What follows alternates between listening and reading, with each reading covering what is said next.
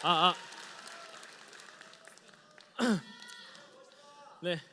자, 안녕하세요. 반갑습니다. 자, 모두가 서빙을 하지 않지만 서빙을 받지 않는 사람은 없죠. 사랑 공부하는 서빙, 그리고 스타 서빙 이호찬입니다. 네, 반갑습니다. 저는 그 한 달 전에 그 인터넷에다가 몸값 올리는 방법이라는 글을 썼었는데요. 네, 그 글이 화제가 되어서 이 자리에 서게 된 것 같습니다. 제목이 상당히 되게 현실적이죠. 그죠, 현실적입니다. 근데요, 제가 몸값 올리는 방법에 대해서 글을 썼지만 저는 그 서빙을 하고 있었습니다. 그러니까 저는 족발집에서 서빙을 했었고요. 바로 여기 시청 근처에 있는 족발집에서 서빙을 했습니다.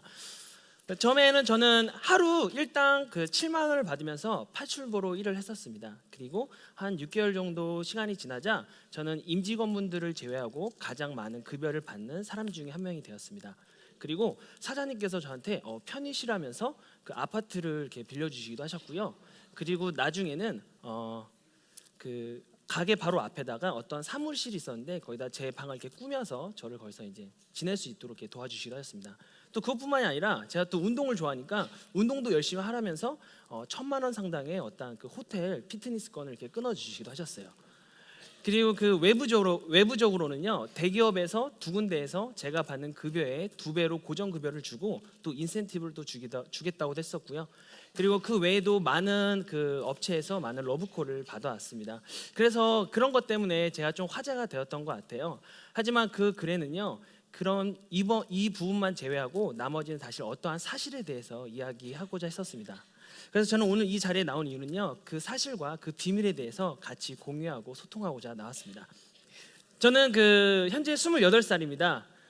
제가 고등학교 졸업하고 나서 지금 이제 28살 때까지 제가 실패를 한 8번 정도 한 것 같아요. 어떻게 보면은 1년에 한 번씩 실패를 한 것 같아요. 제가 2006년에 제가 고3이었습니다. 그때 저는 여느 친구들처럼 이렇게 미니홈피를 보면서 얼짱들을 이렇게 구경을 했었어요. 그러다가 갑자기 제 뇌리에 딱 박힌 그 문구가 하나 떠올랐습니다. 패션의 완성은 얼짱이다라는 생각이 들었어요. 그런 확신이 드니까 이건 내가 꼭 쇼핑몰을 열어야겠다는 생각이 들었어요. 그래서 정말 가족의 돈을 긁어 모아서 2천만 원을 정말 이렇게 얻었어요. 얻고 나서 우리 실제로 정말 놀라운 거는 그 당시에 2006년에 가장 유명했던 어떤 얼짱 여성분을 이렇게 섭외가 된 거예요. 그분은 하루에 5만 명씩 들어오는 정말 많은 사랑을 받으시는 분이더라고요. 그래서 저는 되게 의기양양하게 이제 쇼핑몰을 오픈을 했습니다. 그래서 정말 이제 사람들이 5만 명이라는 투데이가 다 제 사이트로 막 이렇게 넘어오는 거예요. 그래서 사이트가 마비가 되어버렸어요. 그래서 트래픽이 걸려가지고 아무도 못 들어왔습니다. 저도 못 들어갔어요. 그래가지고 옷이 걸리지 않고 계속 트래픽이 초과되었습니다. 계속 이렇게만 나오더라고요. 그래서 그날 한 개도 못 팔았어요. 근데 이렇게 반응이 되게 뜨거우니까 저는 너무 기분이 좋았어요. 근데 6개월도 안 돼서 제가 망해버렸습니다. 이게 엄청난 충격적이었는데요. 그게 왜 그랬냐면 이게 당연한 거였어요. 어떻게 고3짜리 애가 사람 관리를 할 줄 알았을까요? 재고 관리에 대해서 알았을까요? 어떻게 보면 망하는 게 정말 당연한 당연한 생각이라고 들었습니다. 그리고 가장 중요한 것은요, 제가 옷을 되게 잘 못 입는다는 거였어요. 그러니까 그냥 무턱대고 그냥 했던 거죠. 아까 보셨던 건데 이제 다들 이제 흥분하지 않고 다들 침착한 상태로 이제 제 사이트를 이제 들어와서 보게 되었는데, 제가 이제 이런 패션을 제가 제안을 했죠. 한번 입어보라. 그랬는데 아무도 입질 않았어요. 그래서 이 호피 조끼가 제일 많이 재고로 남았습니다.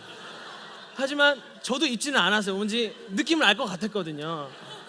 그래서 저는 이제 그때 근데 사실 20살짜리고 뭔가 이렇게 사람들의 어떤 시선을 많이 신경 쓸 때니까 되게 쑥스럽고 되게 쪽팔렸어요. 그래서 근데 이거에 실패에 대해서 내가 생각을 해보니까 내가 사장의 자리에서 시작해서 망했구나. 내가 밑바닥부터 차근차근히 올라가지 않으면 되게 손실도 많고 되게 이득이 없겠구나 하는 생각을 했었습니다. 이렇게 실패를 할 때마다 뭔가를 느끼면서 계속 도전들을 해왔죠.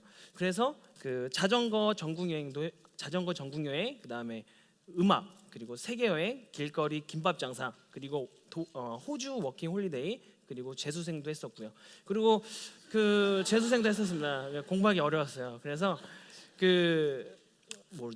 이번에는 지난주에 이제 실패한 게 있는데 바로 청춘 손세차장이라고 있었는데 제가 세차장을 운영하는 거였는데 그것도 망해서 이게 건물주한테 쫓겨났어요. 그래서 하지만 가장 저게 큰 실패는 바로 첫사랑이었습니다. 저는 첫사랑이 이루어질 줄 알았거든요. 정말 정말 많이 좋아했는데 이렇게 어떤 떠나게 되었습니다. 근데 이렇게 실패를 할 때마다 어떻게 보면 제 자신을 알아가게 되더라고요.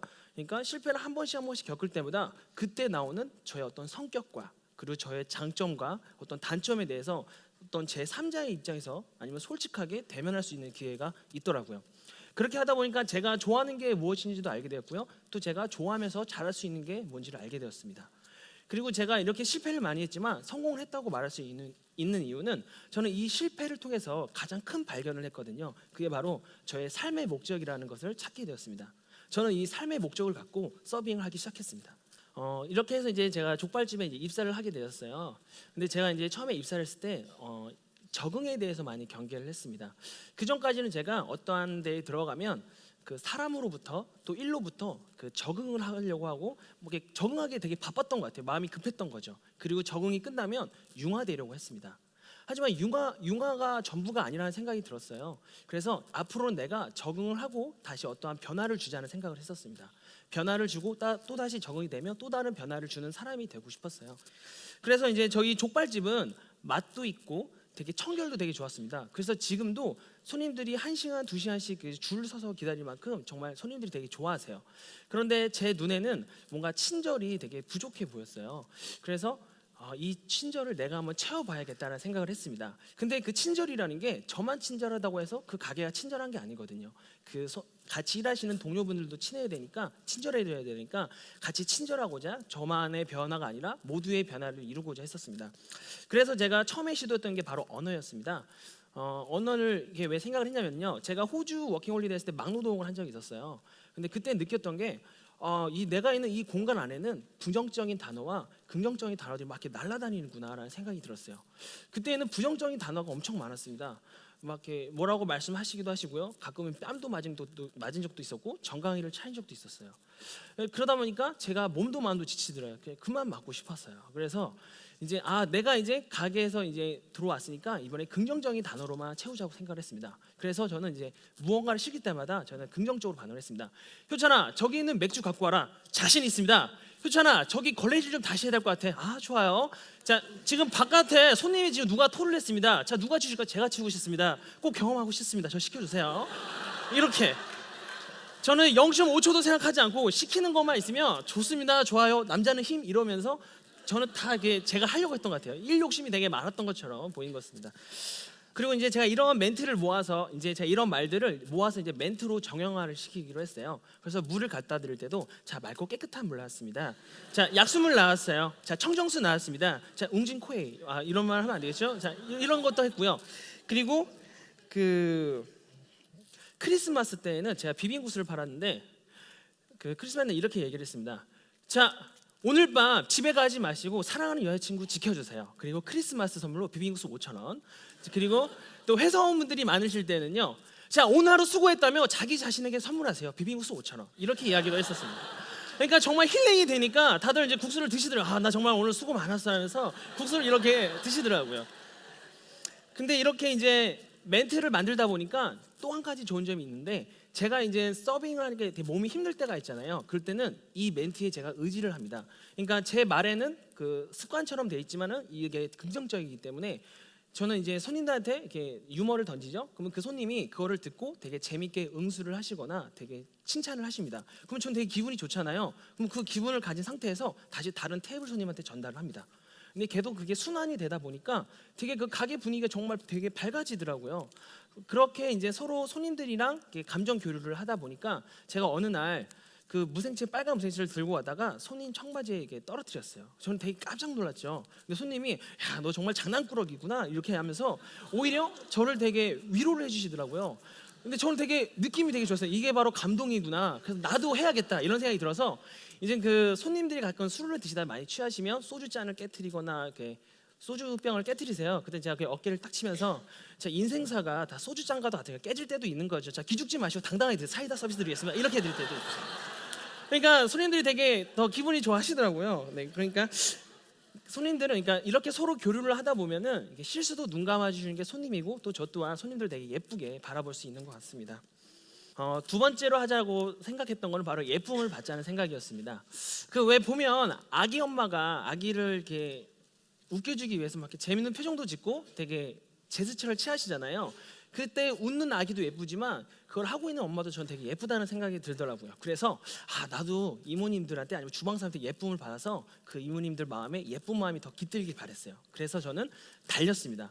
1층과 2층 그리고 다른 건물의 2층과 포장 코너를 제가 돌아다니면서 이모님들 도와드릴 게 있으면 도와드리고요. 이모님이 등만 보였다면 바로 안마도 해드리고요. 그리고 그냥 지나가게 되더라도 하이파이브라도 치면서 지나갔습니다. 그렇게 하면서 저는 그 신발을 한 달에 한 번씩 바꿔 신어야 될 만큼 정말 많이 움직였어요. 제가 생각했던 모토는 바로 3초였습니다. 이 자리에서 3초 이상 서 있지 말자라는 생각을 했었어요. 그러다 보니까 왼쪽 신발이 빵꾸 나기도 하고요. 초반 몇 달에는 다리를 쩔뚝쩔뚝거리겠습니다. 밤 9시만 되면 다리가 너무 아파서 쩔뚝쩔뚝거리기도 하더라고요. 그리고 저는 소금 그래프라고 있습니다. 제가 여름이든 겨울이든 땀이 나도록 계속 돌아다니니까 이게 땀이 나면 나중에 이게 하얀 선이 있어요. 근데 저는 이 선을 보고 내가 오늘 어제보다 내가 덜했구나 그런 그래프가 있었습니다. 뭐 그렇게 했는데도 저를 예뻐하시지 않는 이모님들이 있어요. 너 되게 오버한다 이렇게 말씀하시는 분들이 계셔요. 그분은 특별 그 관리 대상이었습니다. 그래서 어떻게 했냐면 이제 이모가 저한테 오늘 예민하게 갑자기 짜증을 내세요. 그러면 저는 적습니다. 27일 날 이모가 나에게 화를 냈다 이렇게 적었어요. 그리고 다음 달 이모가 또 27일 날 또 화를 내요. 이모가 27일 화를 냈다. 이모 오늘 생리 이렇게 적었습니다. 그래서 저는 저만의 이모님들의 생리 주기가 다 이렇게 있었어요. 그래서 정말이에요. 그래서 이제 우선순위로 제가 이제 이모님들이 같이 맥주바스를 들고 와도 그 생리라고 생각하는 분에게 먼저 도와드리고 좀 말이라도 좀 더 배려해드리고 뭔가 이모를 좀 더 도와드리려고 했던 것 같아요. 그러다 보니까 지금은 감사합니다. 네. 그러다 보니까 저는 정말로 지금 저를 싫어하시는 분이 아무도 안 계세요. 그래서 제가 이제 거기를 그만두었지만 제가 어제 이제 거기를 들렸는데 저를 우시면서 반겨주시는 분도 있을 만큼 저는 되게 큰 감동이었습니다. 그 서빙을 하면서 이모님들이나 아니면 서빙하는 사람들이 가장 많이 스트레스를 받는 게 뭔지 아시나요? 바로 자격지심입니다. 그 자격지심이 뭐냐면요, 야, 저 사람이 나한테 이렇게 했는데 나 서빙한다고 무시하는 거 아니야? 저 사람은 나보다 나이도 어린 것 같은데 자꾸 손님들이 어떤 걸 할 때마다 자기의 서빙해가지고 무시한다고 생각을 하시니까 더 냉랭하게 대하시기도 하고 어떨 때는 싸움이 나시기도 하셨어요. 하지만 저는 그런 스트레스를 전혀 받지 않았습니다. 왜냐하면 저는 서빙에 대해서 많은 고민을 했었고 그리고 고민한 만큼 자부심도 있었습니다. 그리고 그 사람들이 이렇게 많이 물어보세요. 그 사장님 아니세요? 아니면 사장님 아들이신가 이렇게 물어볼 때가 있었습니다. 근데 그리고 동료들도 야, 너 정말 사장 마인드로 일한다라고 생각을 하셨는데요. 저는 한 번도 제가 사장 마인드로 일한 적이 없습니다. 왜냐하면 제가 진짜 사장이라고 생각을 했기 때문입니다. 그래서 저는 그 이유가 뭐냐면요, 그 사장 마인드를 갖게 되면 보상을 바라게 되더라고요. 내가 뭘 해서 자꾸 보상을 보상을 바라다 보니까 근데 사실은 사장 마인드로 해서 사람들이 사장의 월급을 주는 건 아니잖아요. 그때 저는 지친다고 생각을 했습니다. 가장 중요한 건 바로 저라는 기업의 사장이어야 된다는 생각을 했습니다. 그래서 저는 지금까지 태어나서 한 번도 아르바이트를 해본 적이 없는 것 같아요. 왜냐하면 제 가게가 아니더라도 저는 저의 기업을 키우기 위해서 저의 실력을 쌓기 위해서 투자를 하기 위해서 저는 열심히 했던 것 같습니다. 그래서 네. 그렇습니다. 그래서 그 사실은 외부의 어떤 보상 같은 것을 저한테 해준다고 해도 저는 그게 사실은 중요하지 않았어요. 왜냐하면 저에게는 삶의 목적이 있었기 때문에 그런 외부의 어떤 보상들이 저에게 되게 사소했던 겁니다. 그래서 대기업을 거절할 수 있었던 거고요. 그리고 제가 있던 족발집에서도 저에게 많은 혜택을 줘서 있었던 게 아니라 저의 삶의 목적에 맞는 어떤 부합된 것이 있었고 제가 거기서 배울 게 있고 그 느끼는 게 있었기 때문에 있었다고 생각을 합니다. 저희 부모님은요, 두 분 다 정신지체 장애인이십니다. 그래서 그 제가 초등학교 때는요, 엄마가 채집통에다 야, 효찬아 메뚜기 갖고 왔었는데 사마귀가 막 여러 마리가 있었어요. 그래서 그때 깜짝 놀라기도 했었고 또 제가 초등학교 때 이제 수영장을 가게 됐는데 그때 이제 어머니께서 챙겨주신 수영복이 흰 팬티였어요. 그래서 이게 정말 잘 벗겨지더라고요. 5m를 못 가요. 이게 자꾸 벗겨지고 또 엄마가 사주신 게 그 해녀분들이 쓰시는 물안경이었어요. 그러니까 이 물안경이 그 유리로 돼 있어서 이거를 착용하고 이게 깨지면은 수영장에서 이제 안 된다고 저는 이제 친구들 수영 끝날 때까지 그 밖에서 기다려야만 했었어요. 그러니까 이런 에피소드 말고 저는 엄청난 에피소드가 많아요. 어머니를 통해서. 근데 그때 저는 요즘 이런 생각을 했습니다. 만약에 내가 이러한 상황에 따라서 이러한 거에서 따라서 내가 의기소침하고 마음을 가다두었으면은 내가 이 자리에 설 수 있었을까, 그리고 삶의 목적을 찾을 수 있었을까라는 생각을 했었습니다. 근데 되게 어려울 것 같다는 생각이 들더라고요. 제가 밖으로 나오지 않는 이상 밖에 뭐가 있는지 알 수 없었고요. 제가 제 마음을 쓰지 않는 이상 제 마음에 뭐가 있는지를 알 수 없었습니다. 그래서 저는 이 모든 것들이 사실은 마음에서 비롯됐다고 생각을 합니다. 그래서 제가 오늘 여러분들 사실 그 비밀에 대해서 이야기했던 거는 바로 마음입니다. 우리 모두 다 재능이 달라요. 재능이 다르지만 우리 각자 갖고 있는 공통적 그리고 평등한 것은 바로 마음이라고 생각합니다. 이 마음으로 우리는 나누기도 하고 또 이렇게 힘을 주기도 합니다. 그래서 제가 이 서빙에 대해서 제가 자부심을 가질 수 있었던 것도, 저는 사람들이 뭐라고 얘기를 해도 제 마음을 담아서 또 거기에 의미를 부여하고 거기에 재미를 주다 보니까, 그래서 사람들이 저를 더 이렇게 좋게 봐주셨던 것 같습니다. 그래서 우리 모두 다 그 마음을 다해서 살았으면 좋겠고요. 저도 앞으로도 마음을 다해 살도록 하겠습니다. 지금까지 스타 서빙 이호찬이었습니다. 네. 네.